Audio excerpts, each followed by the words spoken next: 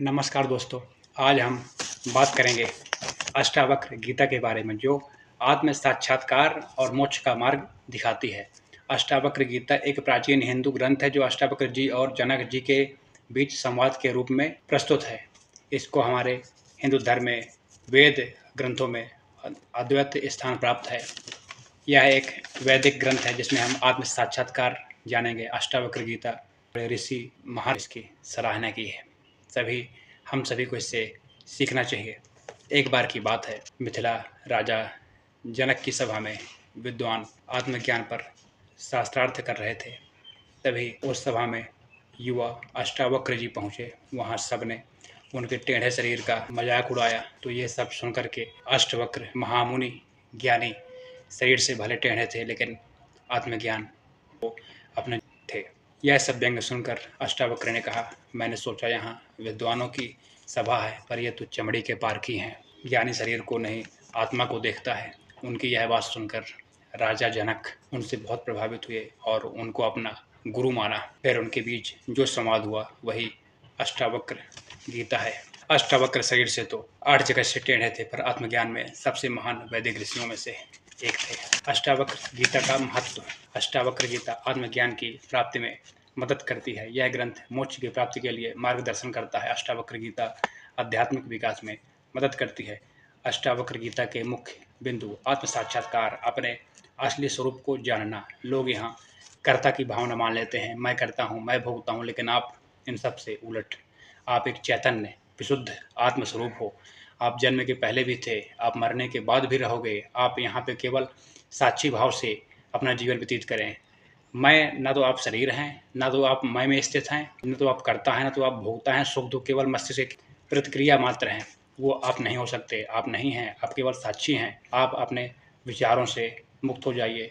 यदि सुख आ रहा है तो आप सोचिए कि ये सब मैं नहीं भोग रहा हूँ। ये सब जगत तो एक मिथ्या स्वरूप है।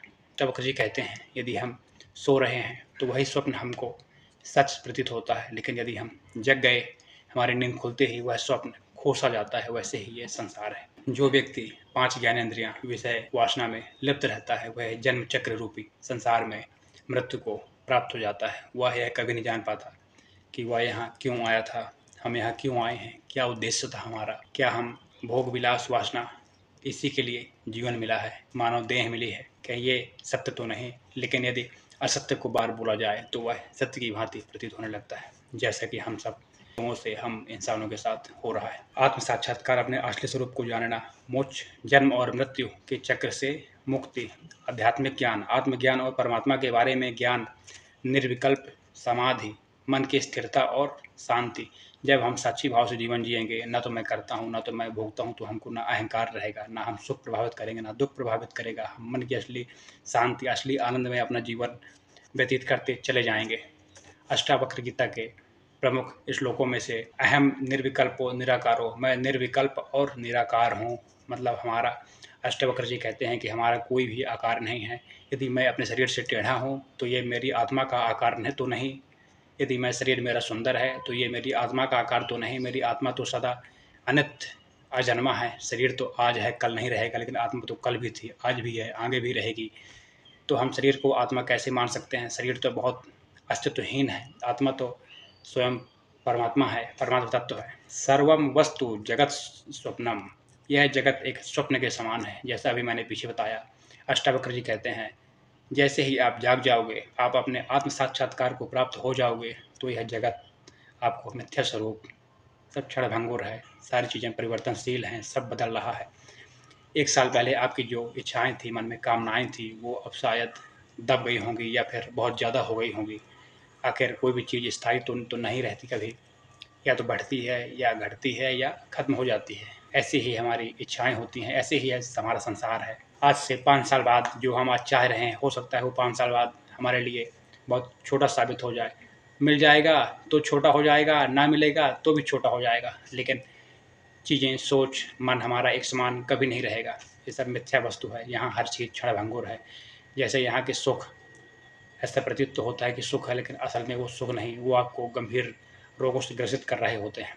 क्षण भंगुर सुख, विषय वासना, इनको इंसान जितना ज़्यादा भोगता है उतना ज़्यादा रोगों से ग्रसित होता जाता है, कमज़ोर होता जाता है, दीनहीन सा मालूम पड़ता है समाज में, भिखमंगों की भांति जीवन जीता है। ना करता ना भोगता, अष्टावक्र जी कहते हैं, मैं ना करता हूँ, ना मैं भोगता हूँ, ना तो मैं ये शरीर हूँ, ना तो मैं देह हूँ, मैं तो आत्म तत्व हूँ, मैं तो परमात्मा तत्व हूँ। मैं फिर किसको तपाऊँ, किसको खोजूँ, किसके लिए कामना करूँ जब ये शरीर मेरा है ही नहीं। फिर मैं क्यों इसको असत्य के, व्यर्थ के, सांसारिक सुखों के लिए तपाऊँ। अष्टावक्र गीता हमें आत्म साक्षात्कार और मोक्ष का मार्ग दिखाती है। यह ग्रंथ आध्यात्मिक ज्ञान की प्राप्ति में मदद करता है। अष्टावक्र गीता के श्लोक हमें जीवन की वास्तविकता को समझने में मदद करते हैं। अष्टावक्र जनक को आत्म साक्षात्कार की शिक्षा देते हैं। एक बार की बात है, मिथिला राजा जनक की सभा में विद्वान आत्मज्ञान पर शास्त्रार्थ हो रहा था। तभी उस सभा में युवा अष्टावक्र जी पहुंच गए। वो शरीर से 8 जगह से टेढ़े थे। वहाँ सब ने उनके टेढ़े शरीर का मजाक उड़ाया। तो ये सब सुन करके अष्टावक्र ने कहा, मैंने सोचा यहाँ विद्वानों की सभा है, पर ये तो चमड़ी के पारखी हैं, तो सब शरीर की सुंदरता देखते हैं, तो ये ज्ञानी कहाँ से हो गए। ज्ञानी तो वो है जो चर्म की दृष्टि से नहीं, आत्म दृष्टि से देखता है। चर्म की दृष्टि से तो शरीर से वो लोग देखते हैं जो अज्ञानी होते हैं। ज्ञानी तो हमेशा आत्मदृष्टि से देखता है, उसको आत्मज्ञान हो चुका होता है। अद्वैत वेदांत, अष्टावक्र गीता एक अद्वैत वेदांत है। इसका कोई काट नहीं है, इसको आज तक कोई झूठा साबित नहीं कर पाया। यहाँ तक कि ओशो जैसे महान धर्मगुरु ने भी अष्टावक्र गीता की सराहना की है। आत्मा और परमात्मा एक है, यही मुख्य शिक्षा अष्टावक्र गीता की है। यदि हम आत्मा हैं और ऊपर यदि हम परमात्मा को बाहर खोजेंगे तो परमात्मा बाहर कभी नहीं मिलेगा, ना कभी मिला है, ना आगे मिलेगा। यदि हमारे आत्मा हमारे दिल में, यदि परमात्मा को हमने नहीं पाया तो हम बाहर संसार में मंदिर भटक लें, धरती आकाश एक कर दें, हम कहीं नहीं पाएंगे। हम उसका केवल आडंबर मात्र कर सकते हैं, दिखावा कर सकते हैं, लेकिन असलियत में हम अंदर से खोखले रह जाते हैं। जो ये व्यक्ति जो ये बोल देता है, अष्टावक्र जी कहते हैं, जो ये मान लेता है कि मुझे परमात्मा मिल गया है, वो असत्य भाषण कर रहा होता है, मिथ्या भाषण कर रहा होता है। वो यह बात बखूबी जान रहा होता है, लेकिन अपने नीचे पशुओं को पालना है, भीड़ जोड़नी है, इसके लिए उसका एक वो मुख्य कमाई का साधन बन चुका होता है, जो कि सरासर मिथ्या है। सीधा ज्ञान, अष्टावक्र जी ने बिना कर्मकांड पूजा पाठ के सीधे आत्म साक्षात्कार की बात की है जनक जी को। और जनक जी को बताया है कि पूजा पाठ तो एक हद तक ठीक है, अपनी जगह है, लेकिन यदि आप आत्म साक्षात्कार करेंगे तो ही आप आत्मज्ञान को प्राप्त हो पाएंगे। एक बार राजा जनक जी घूमने गए। राह में अष्टावक्र जी को आते हुए देखा। उन्होंने घोड़े से उतरकर ऋषि को साष्टांग प्रणाम किया, परंतु ऋषि के शरीर को देखकर राजा के चित्त में घृणा उत्पन्न हुई कि परमेश्वर ने उनका कैसा कुरूप शरीर रचा है। ऋषि का शरीर 8 जगह से टेढ़ा था, इसलिए देखने में कुरूप प्रतीत होता था। उनका टेढ़ा शरीर होने के कारण ही उनके पिता ने उनका नाम अष्टावक्र रखा था।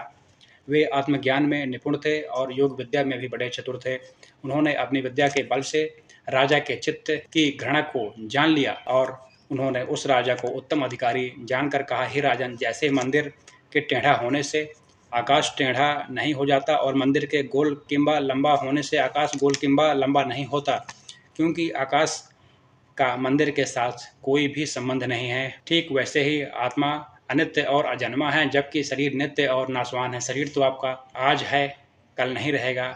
जन्म के पहले भी आत्मा थी, आज भी आत्मा है, मृत्यु के बाद भी आप आत्मा में ही स्थित होंगे। सदैव चिदानंद स्वरूप में आप स्थित हो जाएंगे। जब तक आत्मा इस शरीर में है तब तक चाहे इस शरीर को देह मान लो, मैं मान लो, कर्ता मान लो, अकर्ता मान लो, ये आपका केवल मूढ़िवादिता है, बुद्धि की भ्रामकता मात्र है। आप शरीर हो ही नहीं सकते, क्योंकि जन्म के पहले भी आपका अस्तित्व था। मरने के बाद इंसान वैसा ही हो जाता है जैसा जन्म के पहले था। तो जन्म के पहले क्या हम सभी को कष्ट होता है? हम सभी को लगता है कि यार हम जन्म के पहले में कहाँ था? कष्ट ऐसा कोई स्मृति है? नहीं रहती। शरीर के वक्रादिक धर्म आत्मा में कभी नहीं आ सकते। इसलिए हे राजन, ज्ञानवान को आत्मदृष्टि रहती है और अज्ञानी की चर्म दृष्टि रहती है। चर्म दृष्टि से अज्ञानी देखते हैं, ज्ञानवान नहीं देखते हैं। ऋषि के अमृत रूपी वचनों को सुन करके राजा ने ऋषि से प्रार्थना की कि हे भगवान, आप मेरे घर चलें, कुछ दिनों निवास करके मेरे चित्त के संदेहों को दूर करके मुझ में भी आत्मदृष्टि को उत्पन्न कीजिए। तब अष्टावक्र जी ने राजा की प्रार्थना को स्वीकार किया। अब राजा जनक ने एक एक करके अपने चित्त के संदेहों को राजा अष्टावक्र जी के सामने रखा और अष्टावक्र जी एक एक प्रश्न का उत्तर देने लगे। इस प्रश्नोत्तरी के द्वारा अज्ञान का निराकरण और ज्ञान का उदय हुआ। वही ज्ञान आगे चलकर अष्टावक्र गीता बनी, जो कि आज का इंसान उसको समझ नहीं रहा, पढ़ नहीं रहा, लोग भगवत गीता की बात तो करते हैं, लेकिन भगवत गीता से पहले भी एक गीता है जो अष्टावक्र गीता है। अष्टावक्र गीता हम सभी को पढ़ना चाहिए, सभी को सीखना चाहिए। इससे हमको आत्म साक्षात्कार, मैं कौन हूँ, मैं यहाँ किस लिए आया हूँ, पहले तो ये जानिए, उसके बाद फिर गीता जानिए। राजा जनक जी के मुख्यतः 3 प्रश्न ही थे। आत्मज्ञान कैसे प्राप्त करें, संसार बंधन से मुक्त कैसे हों एवं वैराग्य की प्राप्ति कैसे हो। राजा का तात्पर्य यह था कि ऋषि वैराग्य के स्वरूप को, उसके कारण को और उसके फल को, ज्ञान के स्वरूप को, उसके कारण को, उसके फल को, मुक्ति के स्वरूप को, उसके कारण को और उसके भेद को मुझे विस्तार सहित कहें। राजा के प्रश्नों को सुनकर अष्टावक्र जी ने मन में विचार किया कि संसार में 4 प्रकार के पुरुष हैं, एक ज्ञानी, दूसरा मुमुक्षु, तीसरा अज्ञानी, चौथा मूढ़। चारों में से राजा तो ज्ञानी नहीं है, क्योंकि जो संशय की स्थिति में रहता है वो ज्ञानी नहीं हो सकता। ज्ञानी तो सदा चिदानंद में रहता है, सदा आनंद में जीवन जीता है, वही ज्ञानी होता है। परंतु राजा ऐसा नहीं है, किंतु यह संशय करके युक्त है। एवं राजा अज्ञानी भी नहीं है, क्योंकि जो विषय ज्ञान और असंभवादने को करके युक्त होता है उसका नाम अज्ञानी है। परंतु राजा ऐसा भी नहीं है। जो मूढ़वादिता होता है, जो जानना ही नहीं चाहता, वो वास्तव में अज्ञानी है। जिसके चित्त में स्वर्गादिक फलों की कामनाएं भरी हों उसका नाम अज्ञानी है, परंतु राजा ऐसा नहीं है। यदि ऐसा होता तो यज्ञादिक कर्मों के विषय में विचार करता, जिसने नहीं किया है। एवं मूढ़ बुद्धि वाला भी नहीं है, क्योंकि जो मूढ़ बुद्धि वाला होता है वह कभी भी महात्मा को प्रणाम नहीं करता है। वह अपने ही अहंकार के मारे दूसरों को हमेशा छोटा समझता है, नीचा समझता है, अभिमान में ही मरा जाता है। सो ऐसा भी राजा नहीं, क्योंकि हमको महात्मा जानकर, हमारा सत्कार कर, अपने भवन में लाकर संसार बंधन से छूटने की इच्छा करके जिज्ञासुओं की तरह राजा ने प्रश्न किया है। इसी से सिद्ध होता है कि राजा जिज्ञासु अर्थात मुमुक्षु है और आत्मविद्या का पूर्ण अधिकारी है, और साधनों के बिना आत्मविद्या की प्राप्ति नहीं होती। इस वास्ते अष्टावक्र जी प्रथम राजा के प्रति साधनों को कहते हैं। अष्टावक्र जी प्रमुख रूप से कहते हैं कि तुम विचारों के साक्षी मात्र हो, सुख दुख के कर्ता नहीं हो। कर्तापन से अहंकार आता है, अहंकार से बुद्धि मूढ़ हो जाती है, बुद्धि भ्रमित हो जाती है। ऐसा लगता है हम सभी को कि हम कर रहे हैं, लेकिन परंतु ये सच्चाई बिल्कुल नहीं है। केवल हमारे साथ जैसे हम कोई ट्रैफिक में होते हैं, कितनी सारी कारें वहाँ से आ रही हैं, जा रही हैं, क्या हम किसी कार को देखकर चिंतित होते हैं कि यार ये कार ऐसी है? क्या किसी कार में हम लोग चित्त जोड़ देते हैं कि वो कार चली गई? ऐसा नहीं होता ना, हम केवल देखते हैं, कारें आती हैं जाती हैं। ऐसे ही हम अपने विचारों को देखें, एक विचार आ रहा है उसके चिपक कर मत बैठे, उसको जाने दें, आगे बढ़ने दें। दूसरा विकार आ रहा है और किसी ज़बरदस्ती विचार को रोकने की कोशिश ना करें। यदि ईर्ष्या आ रही है, अहंकार आ रहा है तो उसको आ जाने दो, गुस्सा आ रहा है, क्रोध आ रहा है तो उसको आने दे दीजिए। अष्टावक्र जी कहते हैं केवल उसको आप देखो कि ये क्रोध उत्पन्न क्यों हो रहा है, ईर्ष्या उत्पन्न क्यों हो रही है।